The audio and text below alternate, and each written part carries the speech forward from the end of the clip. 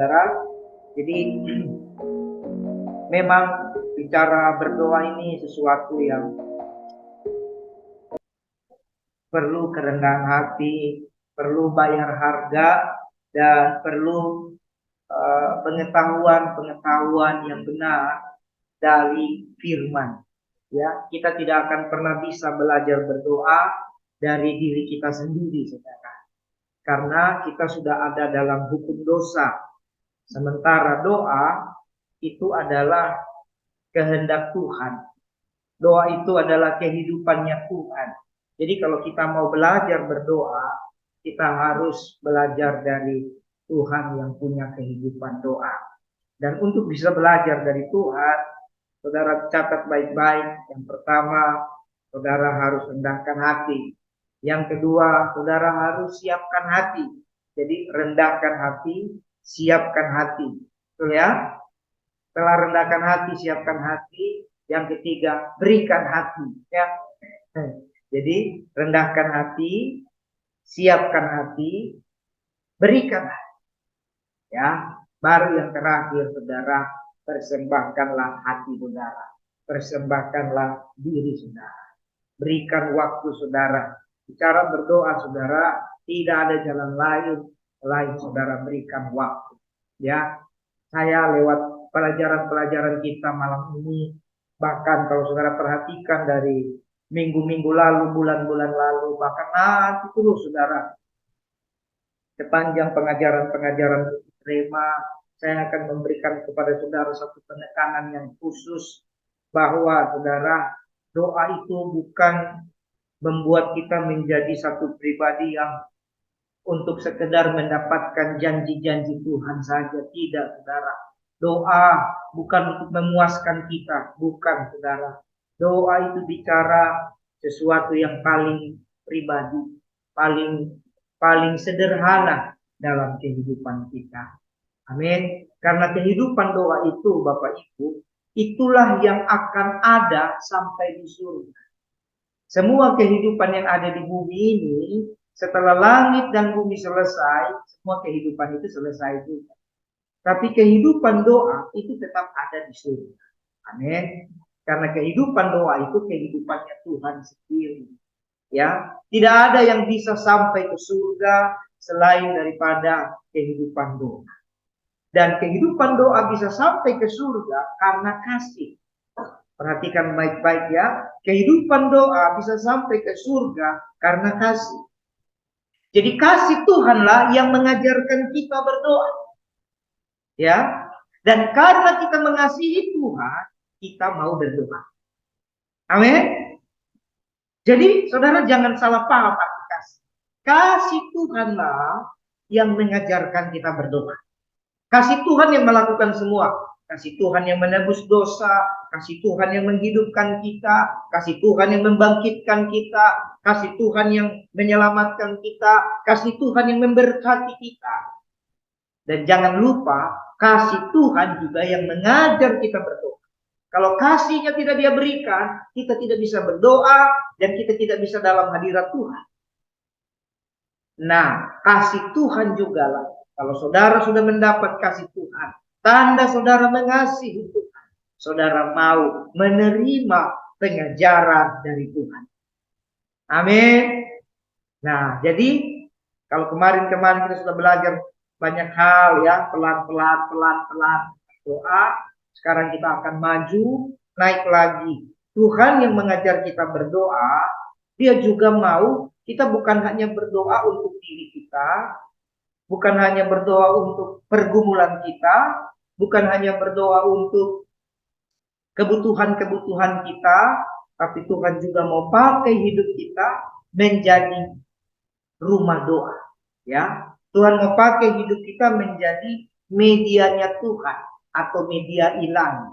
Ya, dan inilah satu step lagi, saudara sadar atau tidak sadar, saudara siap atau tidak siap, Tuhan akan bawa saudara untuk masuk atau mengalami yang namanya doa syafaat. Ya, jadi makanya dari awal saya ulang-ulang terus tegaskan, ya, bahwa Tuhanlah yang akan membawa kita masuk sebagai seorang pendoa syafaat. Nah, kenapa Tuhan akan bawa kita sebagai pendoa syafaat? Ya, karena kita ini Tuhan mau jadi media.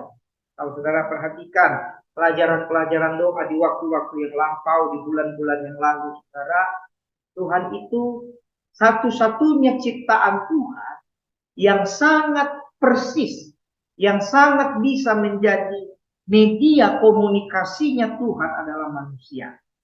Ya, jadi yang benar-benar bisa jadi media komunikasi Tuhan itu manusia. Tidak ada yang lain. Makhluk-makhluk lain, baik benda hidup, benda mati, meskipun dengan kekuatannya, kedahsyatannya, tapi tidak ada yang seperti manusia. Karena hanya manusia yang serupa, segambar dengan Tuhan. Dan Tuhan mau saudara jadi medianya Tuhan. Kalau saudara tidak mau jadi medianya Tuhan, berarti kita akan jadi medianya setan. Betul nggak? Kan tidak ada yang lain. Kalau bukan media Tuhan, berarti medianya setan. Nah, media setan ini, saudara jangan langsung merasa gimana. Ya, orang yang tidak dekat dengan Tuhan, setan akan membombardir hidupnya dengan banyak masalah. Membombardir hidupnya dengan banyak pergumulan. Sampai ujung-ujungnya dia akan meninggalkan Tuhan. Nah, ini. Jadi kita ini benar-benar diciptakan Tuhan untuk jadi medianya Tuhan. Ya, karena apa? Anjing, saudara, saya kasih contoh binatang. Anjing itu dia bisa bahasa apa? Bahasa anjing. Anjing tidak bisa bahasa lain-lain. Benar nggak? Tapi manusia bisa bahasa manusia, bisa juga mengerti bahasa anjing, bisa juga mengerti bahasa binatang. Ya, manusia bisa meniru suara burung, misalnya bersiul ya. Nah, bisa kan? Nah itu tetangga saya pelihara burung banyak, ya bisa. Manusia juga bisa meniru bahasa kucing, meong, bahasa anjing. Makanya manusia bisa menemukan cara untuk mengalahkan harimau. Harimau hebat, tapi tahu-tahu ada di kandang di Ragunan kan? Singa hebat, tahu-tahu ada di Ragunan. Gimana caranya? Itu karena manusia diberikan Tuhan kelebihan untuk mempelajari makhluk-makhluk itu dan menguasainya. Itu sama seperti firman Tuhan waktu Tuhan menciptakan, kuasailah bumi. Jadi kenapa disuruh kuasai? Karena kita memang medianya Tuhan. Amin. Kita medianya Tuhan. Bahkan gunung, saudara, itu bisa jadi rata loh. Manusia bisa bikin gunung jadi rata, ya. Bahkan manusia bisa timbun laut jadi daratan, jadi pulau. Ini lagi di Pulau Seribu nih ya, di Pik ini ada pulau reklamasi, ya, segala.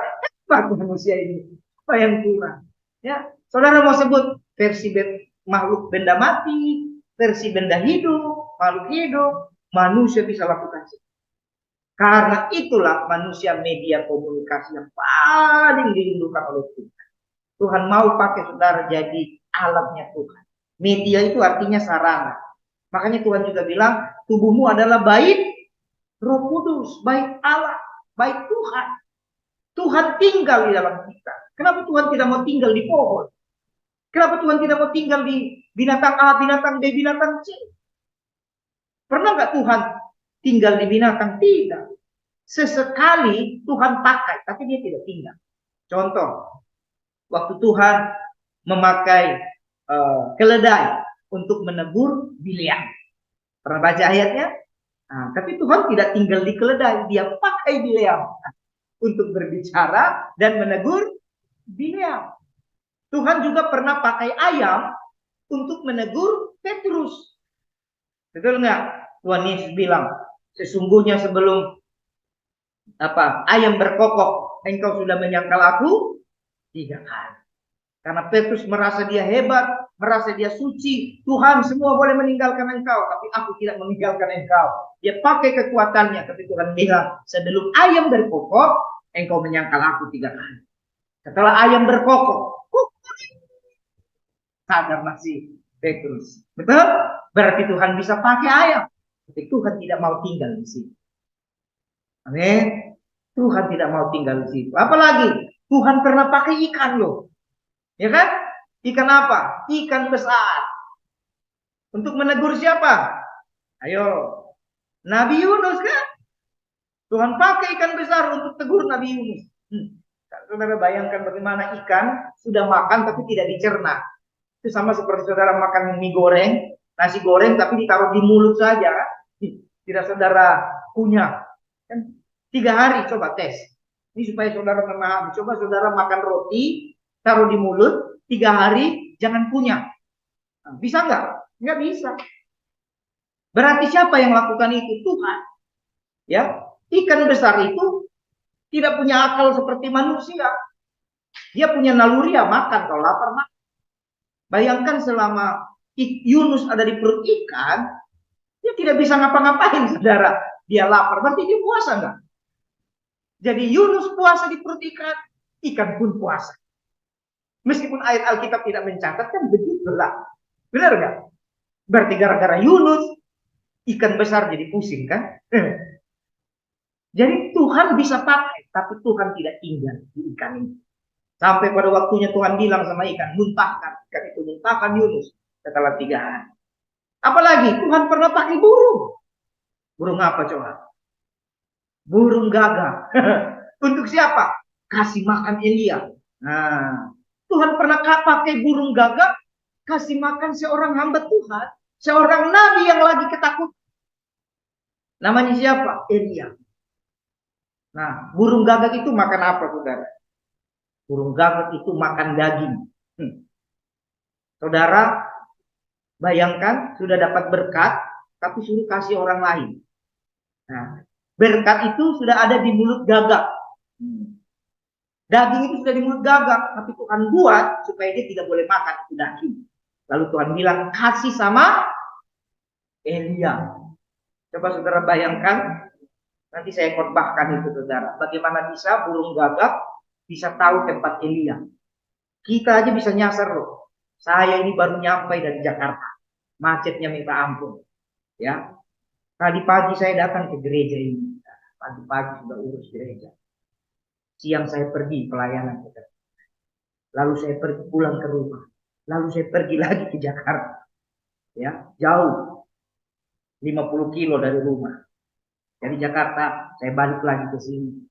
Ya, hampir 3 jam baru nyampe saudara. Saya bingung mau pakai pikiran saya atau mau pakai GPS. Nah, macetnya minta ampun. Puji Tuhan bisa tepat waktu. Saya nyampe di tempat ini tank jam 7. Ya. Kita manusia sudah dibantu oleh hikmat, sudah dibantu oleh teknologi satelit namanya GPS. Ya. Itu pun masih muter-muter. Saudara bayangkan burung gagak tidak punya GPS. Boro-boro GPS. Satelit aja tidak ada zaman itu. Dari mana burung gagak tahu alamatnya Elia? Dia ada di kafling mana? Di sungai Kerit itu. Di pinggir sungai itu dia ada di mana? Nah, di Tangerang ini ada namanya Sungai Cisadane. Sungai Cisadane itu dari ujung Tangerang, arah Tanjung Kait, saya lupa namanya, sampai Bogor, sampai pinggiran Jakarta itu ratusan kilometer. Ya, taruhlah ada seorang manusia lagi di pinggir Sungai Cisadane, dia di mana? Nah, dia ada di dekat Bogornya kah? Dia ada di Tangerangnya kah? Dia ada di dekat bandara kah? Tapi burung gagak pernah Tuhan pakai. Tidak salah kirim berkat. Amin. Nah, jadi saudara nggak usah terlalu takut-takut. Tuhan pernah pakai burung gagak yang tidak pintar, tidak punya hikmat, tidak punya GPS, tidak punya akal budi. Kalau Tuhan mau berkati, diberkati. Elia ada di mana? Sembunyi di bawah pohon mana? Sembunyi di bawah gua mana? Misalnya, pokoknya di pinggir-pinggir sungai itu, dimanapun kan tidak mungkin si Elia ada di situ terus. Tidak mungkin dia berhari-hari ada di situ terus tidak jalan. Tapi Tuhan bisa pakai burung gagak. Temukan tempatnya Elia dan kasih makan daging. Daging itu makanannya gagak. Betul? Daging itu makanannya gagak, tapi Tuhan buat si gagak tidak bisa telan. Jangan-jangan ada portal di apa tuh? di tenggorokannya. Entahlah, saya nggak tahu. Tapi yang pasti kalau saya percaya firman Tuhan, itu cerita sangat menakjubkan. Bagaimana mungkin binatang pemakan daging, selama dia cari tempatnya Elia, dia tidak boleh makan itu daging. Amin. Dia tidak boleh makan loh. Supaya apa? Supaya Tuhan memberkati Elia. Supaya Elia tidak mati kelaparan. Tuhan tidak peduli itu burung gagak makan atau tidak. Yang penting Elia tidak boleh lapar. Berarti apa, saudara? Tuhan memang benar-benar menghormati kita, mengasihi kita sebagai medianya Tuhan. Dan burung gagak itu, ya, itu juga dia harus bersuara. Wah, gitu ya. Wah. Berarti selama itu, saya kasih contoh. Selama daging itu ada di mulutnya gagak, nah ini dagingnya, nah, saya tidak bisa ngomong. Ya kan? Saya tidak bisa ngomong. Berarti burung gagak tidak bisa. Kalau tidak bisa, tidak bisa. Ya kan? Tidak bisa, saudara. Padahal, kalau burung gagak, kan gagak tidak punya tangan kayak gitu. Kalau burung gagak dia bisa sambil teriak, wah, bisa saja kan Tuhan bilang sama Elia, itu burung sudah ada di situ, kau cari sudah. Lalu si gagak bilang, wah, oh Elia dengar, dia cari. Pokoknya Elia lagi mau duduk kah, lagi mau tidur kah, lagi mau apa namanya bikin minum kah, lagi mau nyampul kah, lagi nangis, pokoknya gagak harus sampai kasih itu daging. Hebat nggak Tuhan kita? Hebat, saudara. Jadi saudara, karena Tuhan begitu mengasihi saudara, Tuhan mau menjadikan kita sarananya Tuhan, ya. Tuhan mau pakai kita.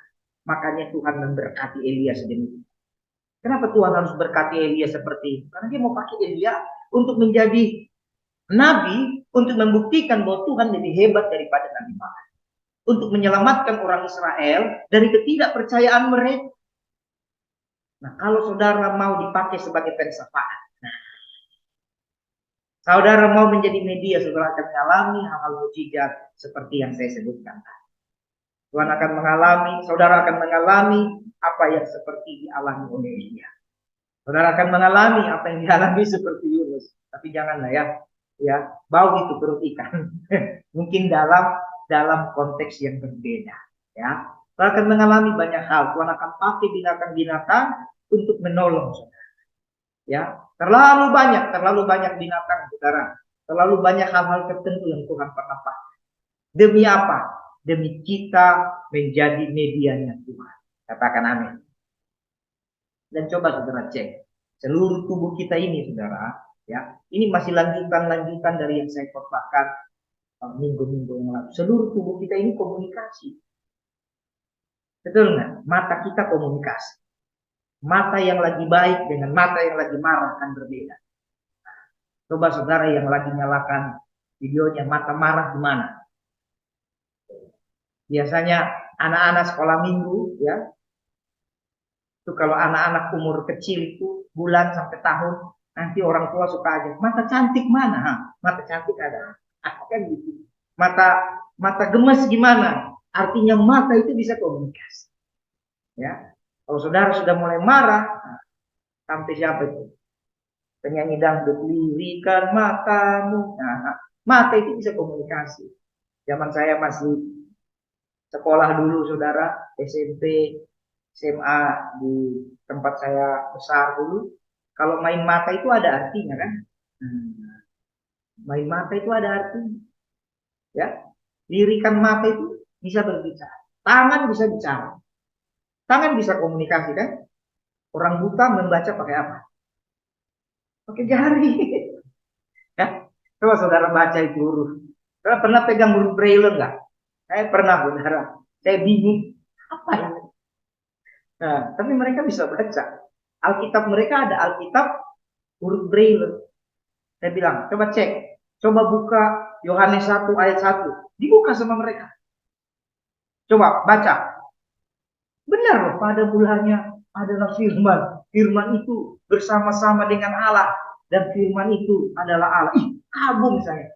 Manusia itu Tangannya pun bisa komunikasi, kaki pun bisa komunikasi. Kalau mati lampu, saudara selain raba-raba tembok, saudara juga raba-raba kan, supaya saudara tidak tersakiti. Semua tubuh kita ini komunikasi. Rambut saudara aja juga komunikasi. Cewek kalau genit, dia tibaskan rambutnya. Nah, itu artinya dia mau kasih tahu aku paling cantik seninya. Kan? Jadi seluruh tubuh kita ini komunikasi, saudara. Makanya Tuhan akan bawa kita jadi pendoa syafaat. Karena Tuhan mau saudara mewakili dunia ini, saudara. Baik, saudara lihat apa itu doa syafaat, saudara ya. Jadi doa syafaat itu, kalau doa kemarin ya, doa itu bagaimana kita bergaul dengan Tuhan, berdua-duaan dengan Tuhan. Bagaimana saudara mengenal Tuhan, ya saudara memberikan hidup saudara sama Tuhan, dan Tuhan mulai memperhatikan saudara, bukan karena Tuhan tidak perhatikan, tapi waktu berdoa Tuhan memperhatikan saudara dalam konteks doa. Ya, saudara mengenal Dia, Tuhan mengenal saudara dalam konteks doa. Saudara tidak berdoa pun Tuhan kenal ya, paham ya? Tapi itu Tuhan kenal memang sebagai ciptaan, ini beda. Tapi waktu saudara berdoa, saudara belajar mengenal Tuhan dan Tuhan mengenal saudara. Saudara sampaikan isi hati sama Tuhan, Tuhan sampaikan isi hati sama saudara. Amin. Nah, ini keren. Tapi doa syafaat sudah berbeda. Doa syafaat bukan lagi berdua-duaan dengan Tuhan, tetapi saudara berdiri. Nah, taruhnya saya pendoa syafaat, ya. Nah, handphone ini manusia, contoh ya. Jadi saya berdiri di antara manusia dan Tuhan. Belakang saya ini, background ini, salib ini, panggung ini Tuhan, ya. Jadi saya berdiri di antara manusia atau yang didoakan dan Tuhan. Jadi saya di tengah-tengah, ada di antara yang didoakan, baik manusia, baik keluarga, baik gereja, pemerintah, kota, bangsa-bangsa. Saya berdiri di antara itu dan Tuhan. Nah, itu doa syafaat, saudara. Berarti doa syafaat itu luas. Karena kita berdiri di antara Tuhan dan yang didoakan. Amin. Nah, dan cara berdirinya bagaimana? Kita berdiri bukan berdiri begitu doang. Bukan berdiri untuk selfie, ceklek gitu kan? Ceklek, bukan. Tapi kita berdiri di antara Tuhan dan manusia untuk mewakili, ya, mewakili setiap keluhan-keluhan manusia.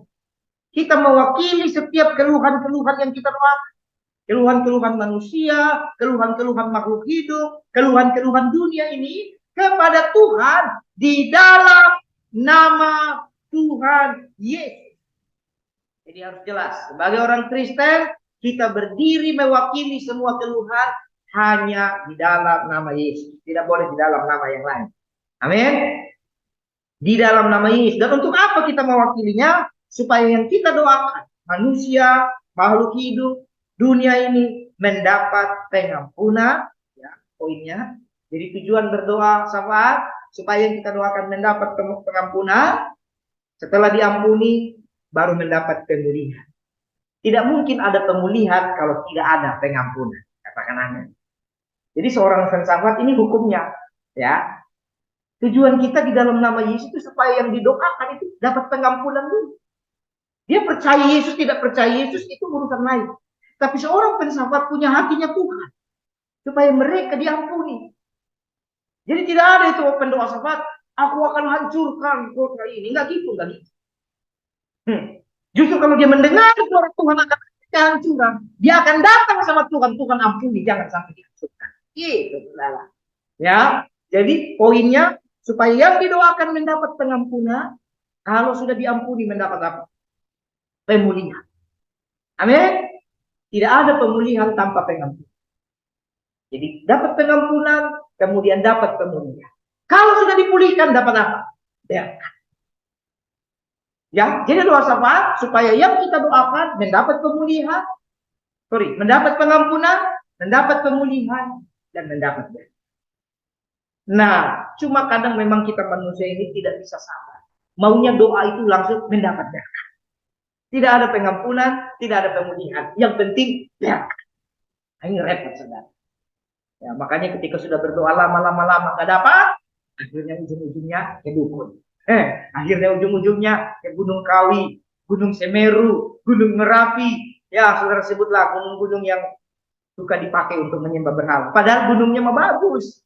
Kalau saudara pergi ke Gunung Semeru, Gunung Merapi, Gunung Kawi, gunung apapun untuk hiking, ya, untuk olahraga itu mantap.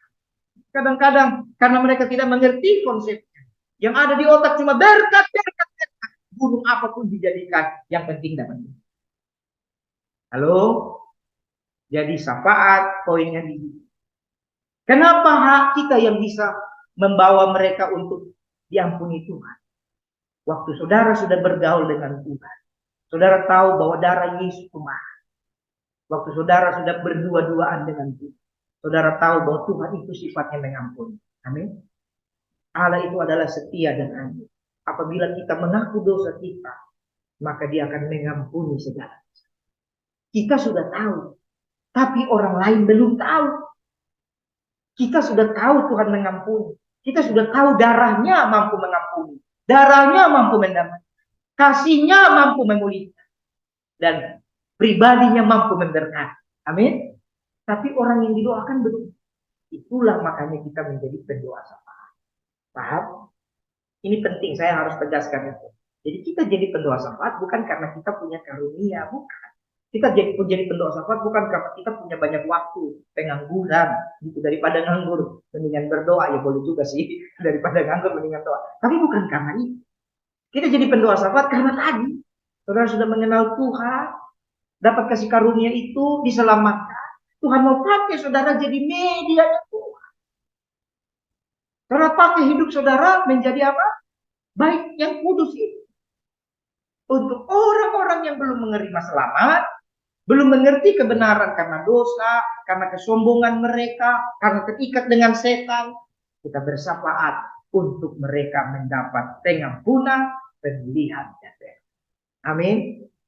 Nah, berarti kalau orang dapat pengampunan, kira-kira pendoa syafaat masih boleh kepahitannya. Hehehe. Halo, halo. Kira-kira yang mau bertumbuh dalam doa masih bisa simpan dendam nggak? Tidak bisa, karena saudara berdoa supaya mereka diampuni.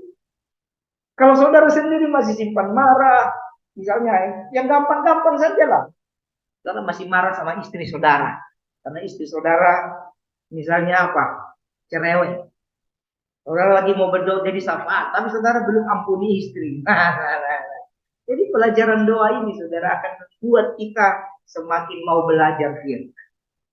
Atau istri masih marah sama suami karena suaminya mungkin marah-marah melulu, suaminya mungkin pelit, ya kan, dan macam-macam. Lalu tidak mau mengampuni. Gimana kita mau jadi pendoa syafaat mengampuni orang lain, kita sendiri tidak mau. Ya, makanya saudara kalau kita belajar dari pribadi Yesus itu, makanya poinnya itu tangga 1 itu saudara, setelah saudara kenal Yesus, tangga awalnya itu adalah berdoa. Kalau saudara lihat, berapa kali Tuhan Yesus disakiti? Terlalu banyak. Sama murid-muridnya disakiti, dibohongi, diprank, dihianati, terlalu banyak. Tapi lihat, Tuhan Yesus tetap berdoa untuk murid-muridnya dan untuk kita. Amin. Bahkan orang-orang yang disembuhkan oleh Tuhan. Saudara baca di Alkitab terlalu banyak. Buta melihat, tuli mendengar, lumpuh berjalan, bisu berkata-kata, bahkan mati dibangkit. Terlalu banyak. 5.000 orang dikasih makan, 4.000 orang dikasih makan. Terlalu banyak Tuhan kasih makan. Tapi waktu Yesus melewati jalan sana, semua mereka cuma diam, bahkan ikut menonton. Bahkan mungkin ada ikut yang mengolok-olok, saya tidak tahu. Tapi Tuhan mengampuni. Amin. Saudara, kalau mau mengalami pertumbuhan doa yang benar, ngerti dulu poin ini. Ya, saudara harus mau merelakan diri. Karena kita diciptakan benar-benar sedapat. Orang yang menghormati karya Tuhan itu, dia akan menginvestasikan hidupnya untuk menjadi medianya Tuhan. Amin. Kalau saudara mau jadi media Tuhan, makanya Waktu saudara mau menjadi media Tuhan, sebenarnya tanpa saudara sadari, saudara sedang menginvestasikan hidup. Berapa persen bunganya? Saya tidak tahu. Bisa 1000%, bisa 1.000.000%. Dan waktu saudara menginvestasikan hidup saudara, wah, itu yang Roma 12. Persembahkanlah seluruh tubuh. Persembahkan seluruh tubuh itu. Gak usah yang aneh-aneh. Investasikan hidupmu dengan apa? Responi panggilan Tuhan. Tuhan mau pakai engkau menjadi medianya untuk kerajaan surga. Tanpa kau sadari, kau sedang menginvestasikan. Makanya bagi saudara yang sudah melayani, terlepas dari bagaimana beratnya tantangan pelayanan, sekecil apapun pelayanan saudara, itu saudara sudah menginvestasikan hidup saudara kepada Tuhan. Amin. Tadi pagi saya datang ke sini bawa barang-barang. Itu ambil dari satu tempat, bawa. Ya, itu baju saya kotor. Saya tidak peduli bahwa saya adalah seorang pemimpin. Saya tidak peduli bahwa saya adalah seorang gembala. Enggak. Tapi bagi saya apa? Apapun yang saya lakukan, saya mau menginvestasikan hidup saya seperti Tuhan. Amin. Dengan satu orang supir, gotong-gotong itu, waduh capek. Keringat, basah, lelah. Udah itu lihat jam, waduh ini sudah jam. Saya harus pergi. Capek sebenarnya. Tapi saya mau menjadi medianya Tuhan. Saya mau investasikan hidup saya. Amin. Itu pendoa. Jadi pendoa itu bukan hanya bicara nanti duduk berlutut. Tidak. Kemarin kita sudah belajar. Ada namanya doa dalam kehidupan. Biasa saja. Yesus itu siapa yang lebih hebat doa dari Yesus? Ada nggak? Tidak ada. 40 hari dia puasa loh. 40 hari, 40 malam. Tidak ada lebih hebat. Tapi habis itu Yesus kerja. Apa kerjanya? Kasih makan orang. Capek kan? Apa kerjanya? Sembuhkan yang buta. Khotbah. Kerja dia. Jalan kaki kemana-mana. Waduh. Tapi ada konsep-konsep pensafaat yang seolah-olah orang pensafaat itu kayak panggilan yang hebat. Enggak, saudara. Pensafaat itu panggilan yang mulia di hadapan Tuhan. Tapi kerendahan hati itu segala-galanya. Jadi ada doa di mana saudara harus siapkan waktu. Tapi saat saudara merendahkan hati, nilai-nilai seorang pensafaat akan Tuhan berikan lewat pembentukan-pembentukan. Ya, sehingga nanti waktu saudara menerima karunia-karunia Roh Kudus, nah, saudara jadi pribadi yang siap. Pernah nggak saudara menemukan atau saudara mendengar statement katanya berdoa, tapi kok, nah, ini yang salah bukan Tuhannya, tapi ada hal-hal tertentu yang mereka belum memahami. Panggilan doanya sudah hebat, sudah bagus. Dan itu bagus. Tinggal sedikit aja. Makanya perlu saya jelaskan ini sebelum saya jelaskan yang jauh. Jadi karena syafaat bicara pengampunan, saudara tidak boleh hidup dalam kepahitan. Saudara tidak boleh hidup dalam dendam. Karena syafaat juga bicara pemulihan. Nah, berarti saudara harus pulih dulu. Amin. Atau yang lebih berat ini paling berat. Orang pensafaat berdoa untuk orang lain diberkati. Orang pensafaat berdoa untuk orang lain diberkati. Berarti kalau orang lain diberkati, saudara harus punya hati yang lapang. Saudara harus punya hati yang berjiwa besar. Tidak boleh seorang pensafaat berkata begini, kalau bukan saya yang doakan, nggak diberkati. Wah. Halo, orang pendoa, seorang medianya Tuhan. Itu ya, dia harus mau mengampuni. Karena dia akan berdoa demi pengampunan, pemulihan dan berkat. Ya, jadi waktu saudara jadi pendoa, saudara itu sudah aman. Mungkin saudara tidak punya gelar pendeta, mungkin saudara tidak punya gelar evangelis, mungkin saudara tidak punya gelar dosen, mungkin saudara tidak punya gelar gembala, mungkin saudara tidak punya gelar rohani-rohani, titel-titel. Tapi waktu saudara mau mengerti konsep doa ini, saudara hambanya Tuhan, saudara berkenan di hadapan. Amin. Nah ini yang saya pelihara dari dulu.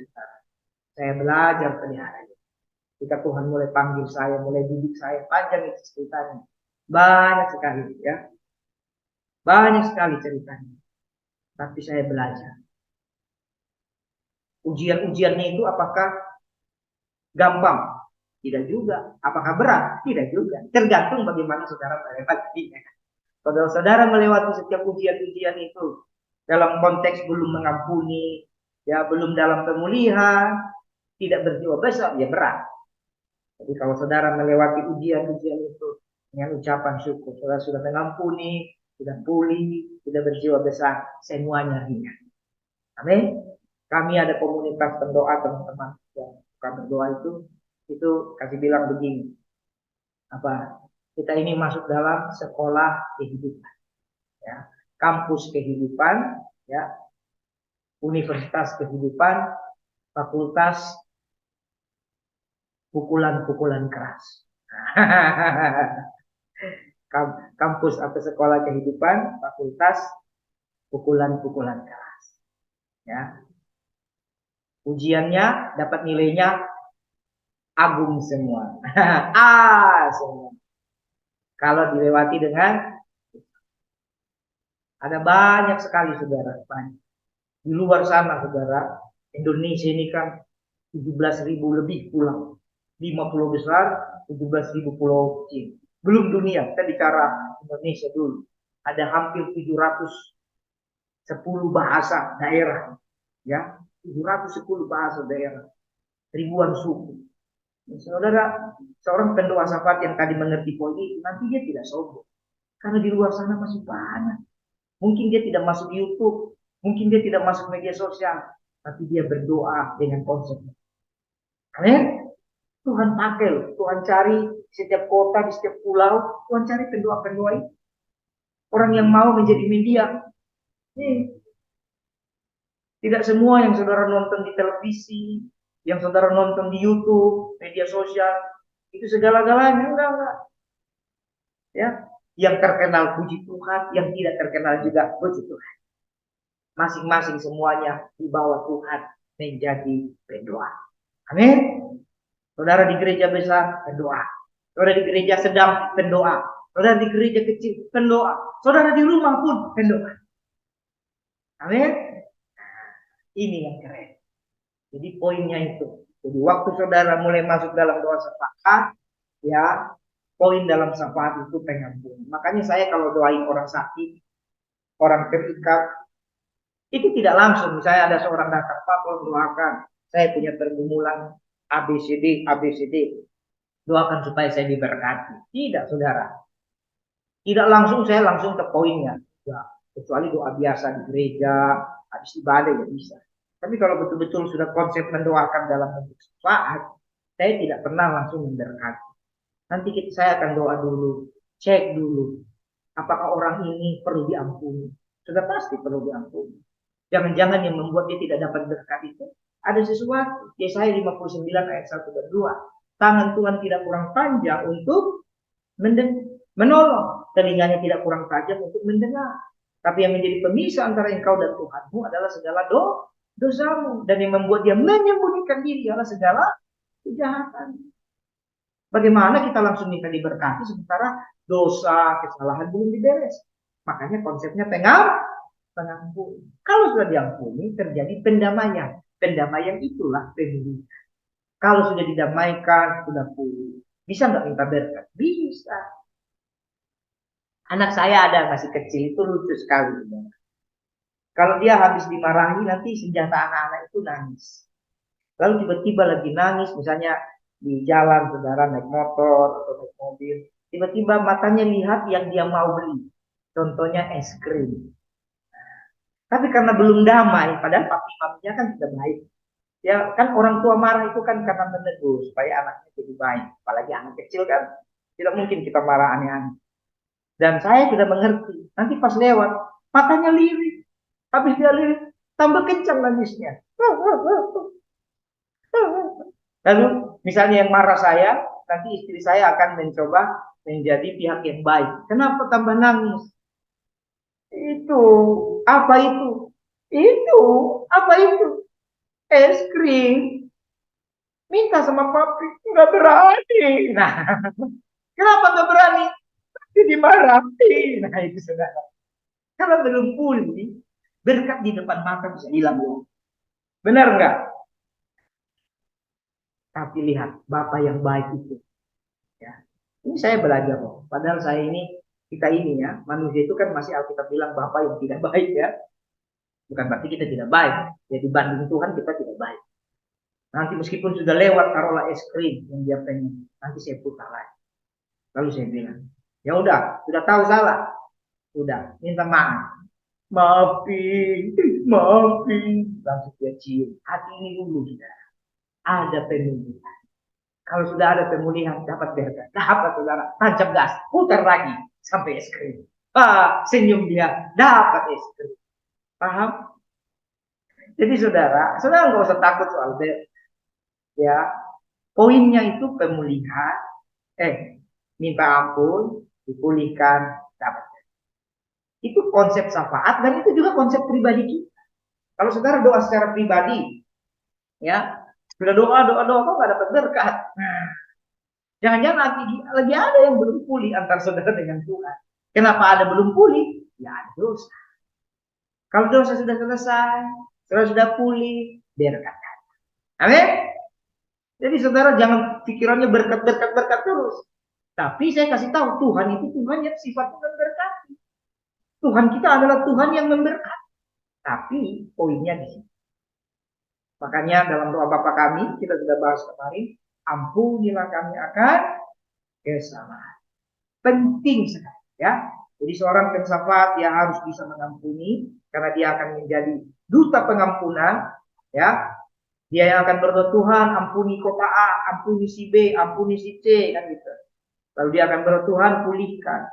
Kalau saudara sudah berdoa Tuhan pulihkan, saudara akan berdoa, Tuhan berkat. Nah ini saya harus ngomong baik-baik dulu ini. Kita belum masuk pemaparan yang lebih jauh ya. Saya masih di kulit-kulit ini, tapi kulit-kulit ini saya mau kupas baik-baik. Bisa nggak saudara berdoa, Tuhan berkatilah Bapak Anwar. Tuhan berkatilah Bapak Anwar. Dia belum makan. Sementara waktu saudara berdoa, saudara juga ingat, saudara juga belum makan. Bisa nggak saudara berdoa, Tuhan berkatilah Bapak Anwar yang belum makan, sementara saudara juga belum makan. Bisa. Kalau saudara sudah benar-benar mengenal Tuhan dengan baik, sudah dipulihkan, bisa. Amin. Saudara akan rela berdoa orang lain diberkati. Karena saudara tidak takut. Karena saudara tahu setiap kita punya berkatnya sendiri. Makanya tadi saya kasih ilustrasi tentang Elia tadi ya. Tuhan bisa pakai burung gagak. Tuhan bisa buat ikan besar ikut puasa. Demi apa? Yunus menggenapi rencana. Jadi kalau saudara mau berikan hidup saudara menjadi medianya Tuhan, saudara juga dibantu. Itu rahasia kami hamba-hamba Tuhan. Kami investasikan hidup kami, itu bahasa saya ya, kepada surga. Pagi, siang, sore, malam. Meskipun lelah, capek, mungkin tidak dihargai, tidak dihormati, tidak apa-apa. Yang penting supaya tetap hati kita mengampuni, kita dengan Tuhan pulih, berkat datang. Daripada kejar. Makanya Matius 6 ayat 33 bilang apa? Carilah dahulu kerajaan Allah dan jangan dipotong ya. Cari dahulu kerajaan Allah dan maka semua ditambah. Kenapa harus cari kerajaan Allah dan kebenarannya? Karena di dalam kerajaan Allah ada pengampunan. Di dalam kerajaan Allah ada pemulihan. Baru kalau sudah dapat pengampunan kemuliaan, semua ditambahkan. Apa itu berkat? Baik jasmani, rohani, dan banyak hal. Tuhan Yesus memberkati.